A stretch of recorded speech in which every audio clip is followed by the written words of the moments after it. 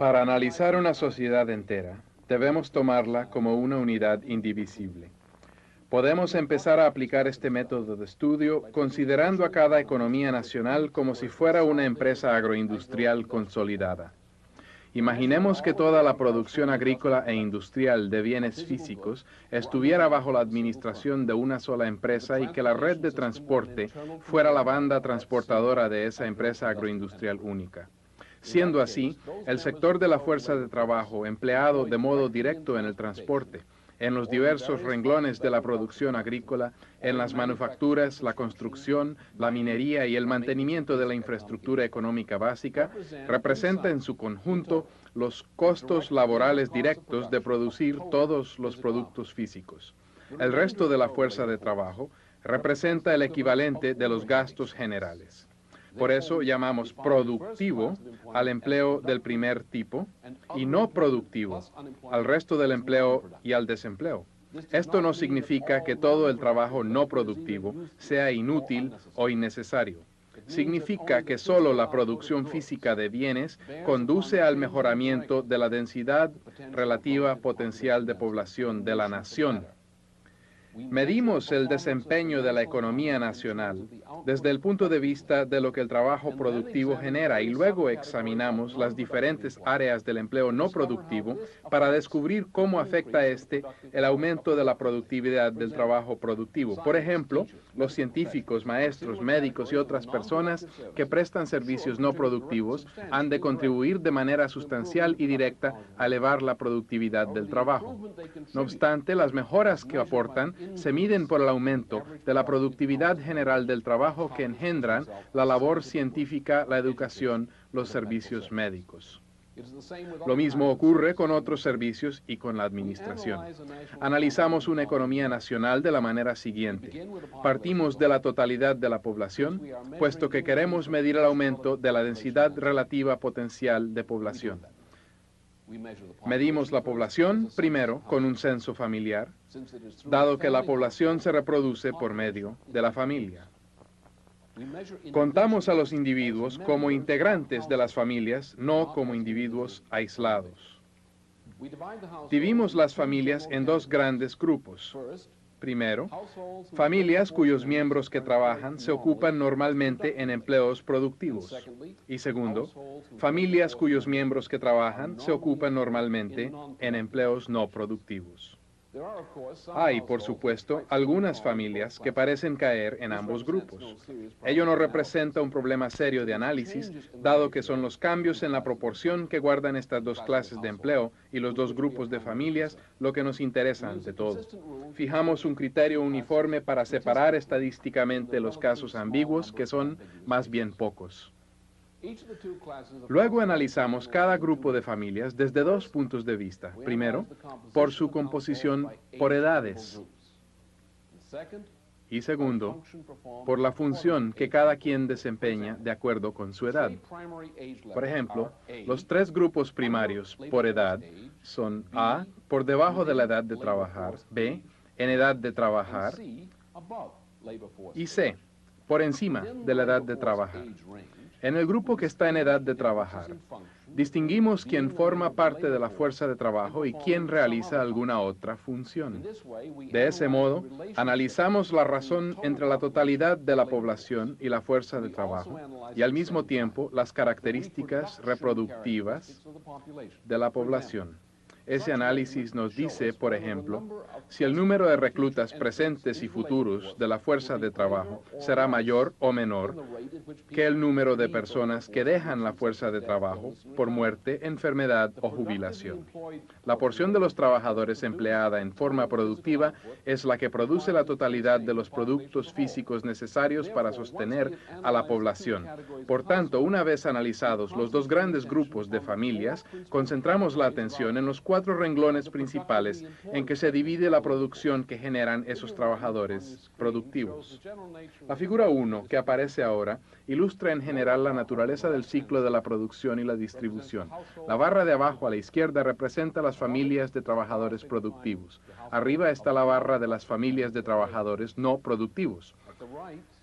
A la derecha está la barra de la producción. El trabajo productivo fluye de la barra inferior izquierda a la barra de la producción. El trabajo productivo es el insumo de la barra de la producción. La administración y los servicios fluyen de la barra superior izquierda tanto a la barra de abajo como a la barra de producción. El producto, bienes físicos y transporte, sale de la barra de la producción y entra a ambas barras de la población. Cierta parte de lo que sale de la barra de producción se consume en la producción misma. Esto describe el ciclo de la producción y la distribución en términos generales. Pasemos a la figura 2. Es un acercamiento de la barra de la producción. Observen que la barra se divide en 3 grandes segmentos y que el de arriba se subdivide en 2 segmentos más pequeños. El segmento de en medio, designado con la B mayúscula, es fácil de entender. Representa el conjunto de bienes físicos que consumen las familias de los trabajadores productivos.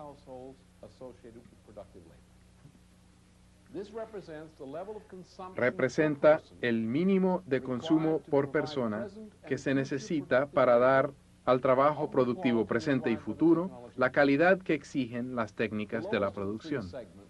El segmento inferior de la barra de la producción, designado con la C mayúscula, representa los bienes que se deben consumir en la producción misma simplemente para mantener la capacidad de producción y el inventario de bienes en elaboración al mismo volumen y la misma productividad.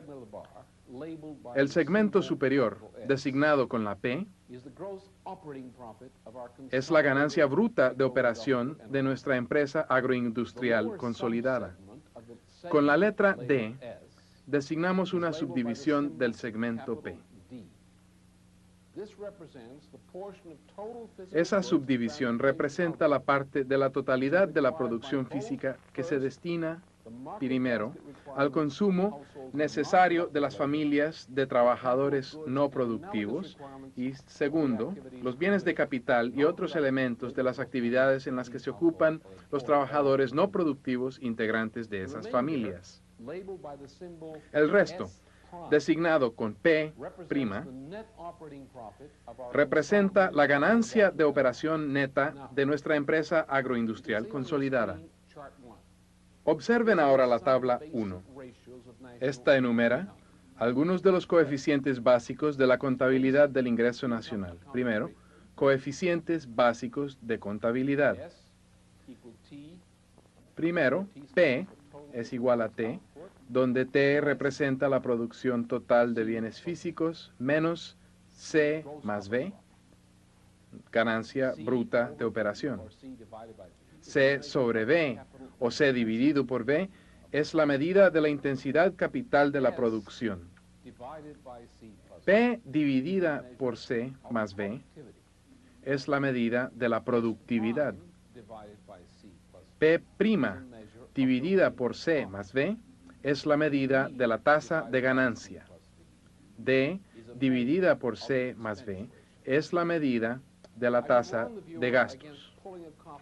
Debo prevenir al lector que no saque de la biblioteca un ejemplar del Capital de Marx.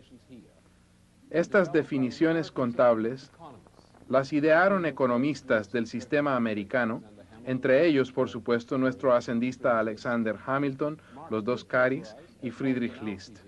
Marx plagió a la vez que atacó a estos economistas, pero sus definiciones de estas categorías contables son radicalmente diferentes de las que empleamos aquí. Debiera ser bastante obvio, con lo que hemos visto hasta ahora, que si el proceso económico se ha de traducir en el aumento de la densidad relativa potencial de población, el contenido físico del consumo de cada persona debe aumentar, pero la suma de trabajo que se gaste para producirlo, en promedio, debe disminuir. Esto se expresa en las restricciones enlistadas en la tabla 2, que aparece ahora. Las condiciones, como pueden ver en la tabla, son estas. Primero, la producción de bienes per cápita debe aumentar. También debe aumentar el consumo. Segundo, la proporción de C sobre B, o C dividido por V debe aumentar. Tercero, P, es decir, ganancia bruta de operación dividida por la suma de producción y el costo laboral de la producción debe aumentar. La razón de la ganancia bruta de operación debe, pues, aumentar. Y de igual manera, finalmente, la razón de ganancia neta de operación debe aumentar. P' sobre C más B debe aumentar. Antes de pasar al asunto de la tecnología como tal, debemos subir un peldaño intermedio. Sucede que cuando aumenta la densidad relativa potencial de población, aumenta también el total de kilovatios hora de energía útil que la sociedad consume tanto por cabeza como por kilómetro cuadrado. No necesitamos ir a los pormenores en este programa. Baste con hacer notar que podemos construir funciones estadísticas que muestren la relación entre el aumento de la densidad relativa potencial de población y el aumento del consumo de kilovatios hora por cabeza. Es claro que se necesita construir una imagen termodinámica de los procesos económicos, y esto es así porque se necesita distinguir el elemento decisivo de los procesos económicos que venimos explicando. La siguiente explicación de cómo se analiza cualquier proceso termodinámico se ve en la escuela secundaria. Primero, separamos en dos porciones la suma total de calor equivalente que se transmite en el proceso. Por un lado tenemos la suma de energía que el proceso mismo debe consumir para evitar acabarse, como se le acaba la cuerda a un reloj. A esta porción de la energía que interviene en el proceso la llamamos energía del sistema. Aquí se incluye el calor que se desperdicia, digamos, por fricción o cosas así. Si la suma de energía que interviene en el proceso es mayor que la energía del sistema, la porción restante se denomina energía libre del proceso. En el análisis económico que acabamos de exponer, los costos productivos y los costos generales juntos, como se ve en la tabla 3, corresponden a la energía del sistema del proceso económico. La ganancia neta de operación, P', representa la energía libre del proceso económico. Observen las categorías que empleamos para medir estas relaciones. La suma de C más V más D representa la energía del sistema. La suma de C más V representa la energía del sistema de la propia producción. P' representa la energía libre del proceso económico. P' sobre C más V es la proporción de la energía libre a la energía de sistema de la producción.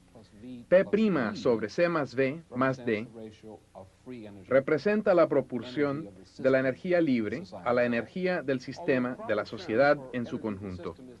Aunque en realidad la energía del sistema es la suma de C más V más D, los gastos generales cubren una multitud de componentes que varían de un modo que nada tiene que ver desde el punto de vista funcional con la evolución del proceso económico.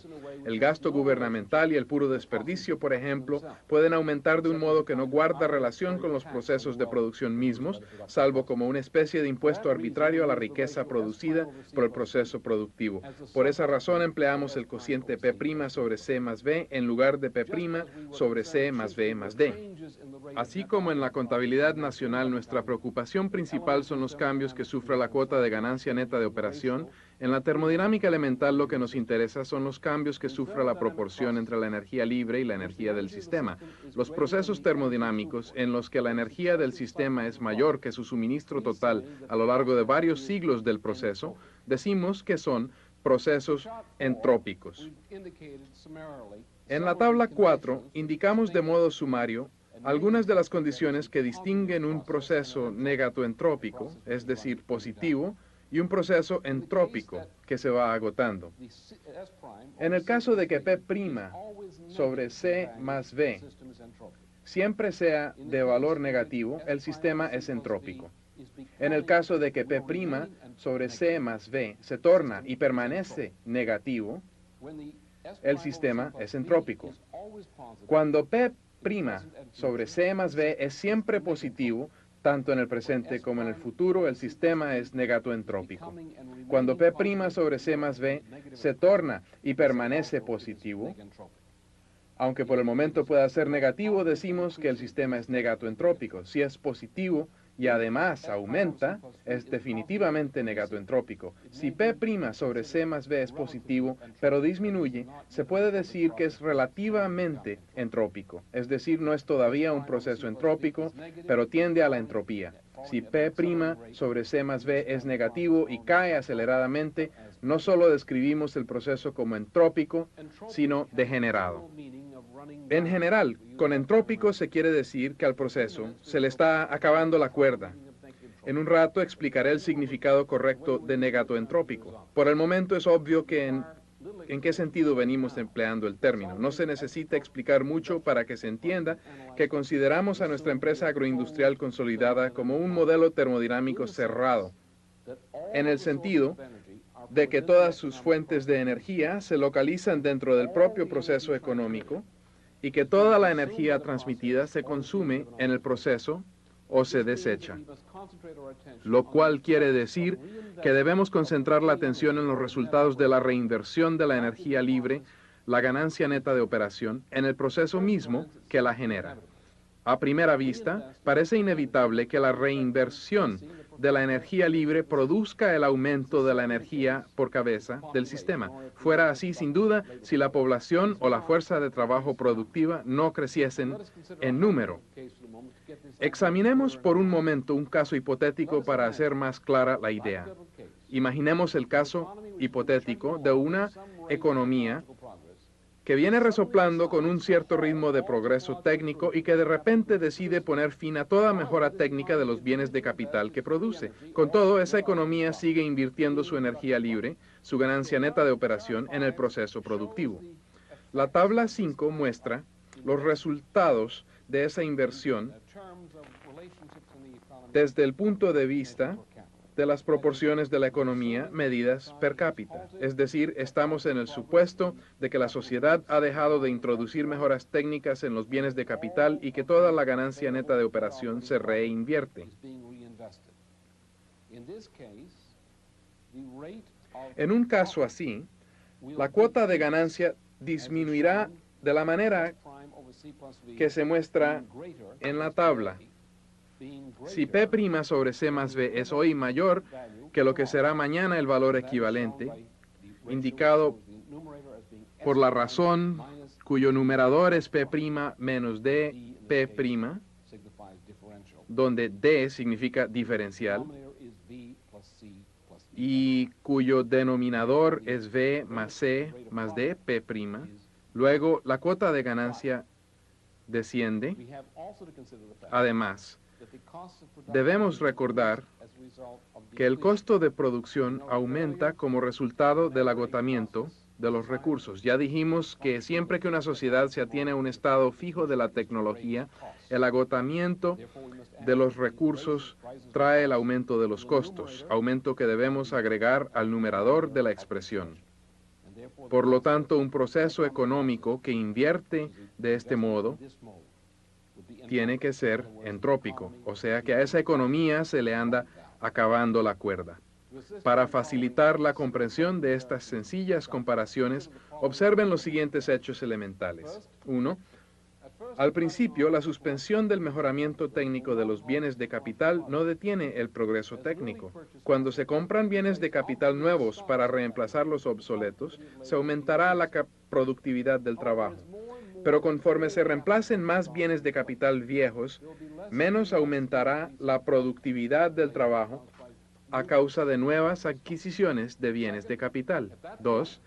En el momento en que todos o casi todos los bienes de capital obsoletos quedan reemplazados, la cuota de P por cápita empezará a descender por un factor de menos dP' y por la función de U.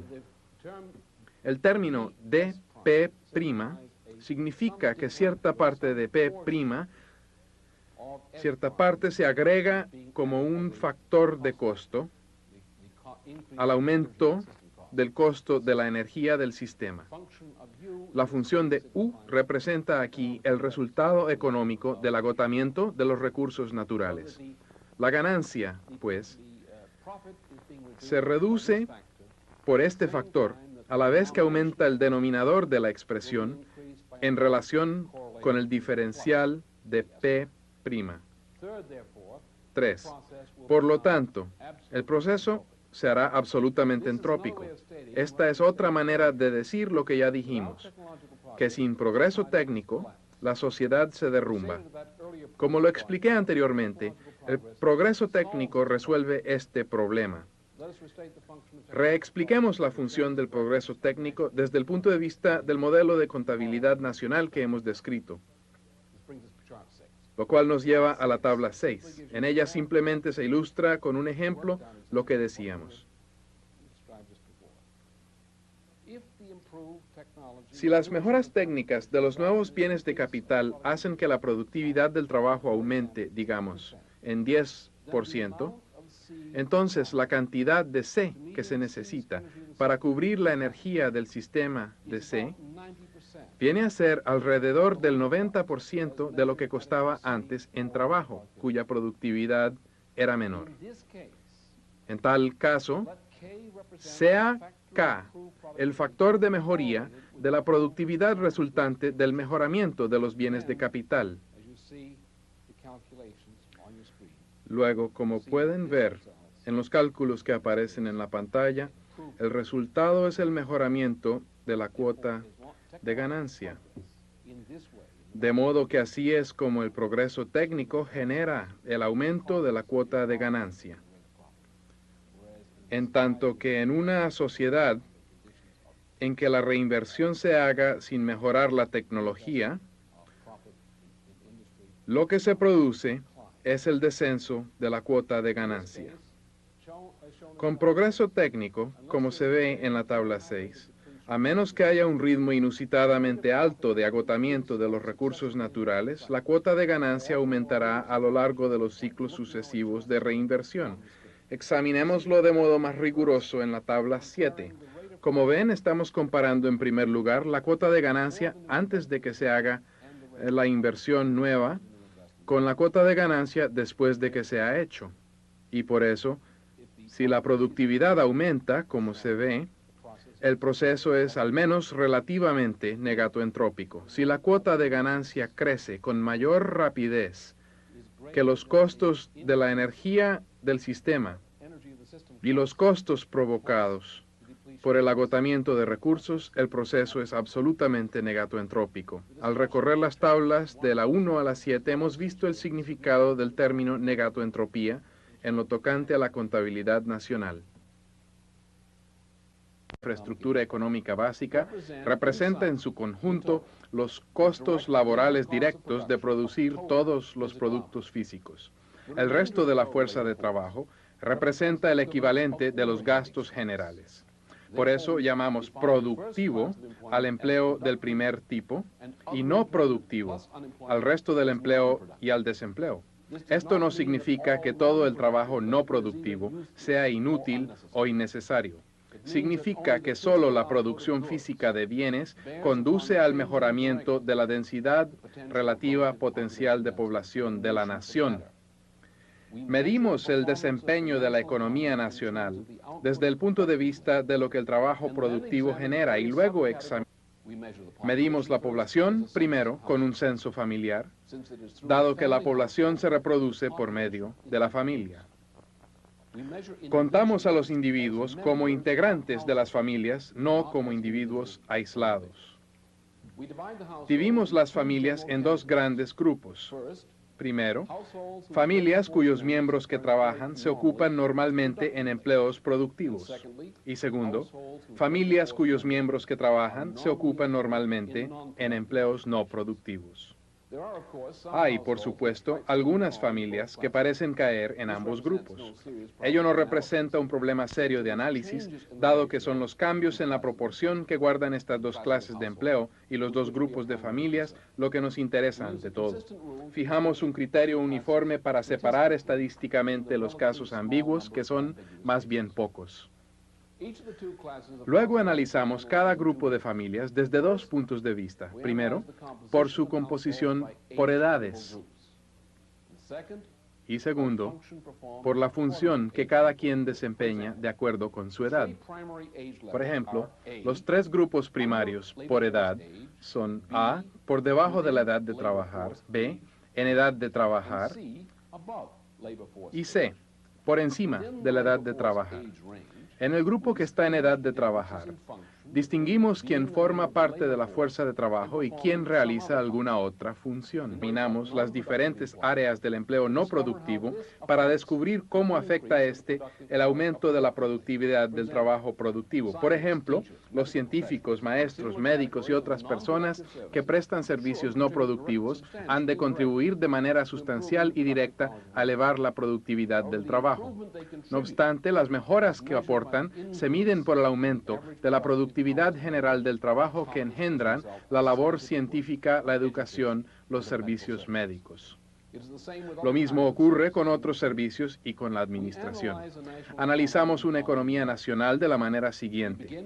Partimos de la totalidad de la población, puesto que queremos medir el aumento de la densidad relativa potencial de población.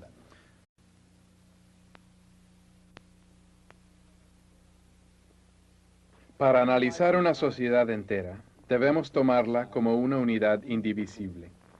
Podemos empezar a aplicar este método de estudio considerando a cada economía nacional como si fuera una empresa agroindustrial consolidada. Imaginemos que toda la producción agrícola e industrial de bienes físicos estuviera bajo la administración de una sola empresa y que la red de transporte fuera la banda transportadora de esa empresa agroindustrial única. Siendo así, el sector de la fuerza de trabajo empleado de modo directo en el transporte, en los diversos renglones de la producción agrícola, en las manufacturas, la construcción, la minería y el mantenimiento de la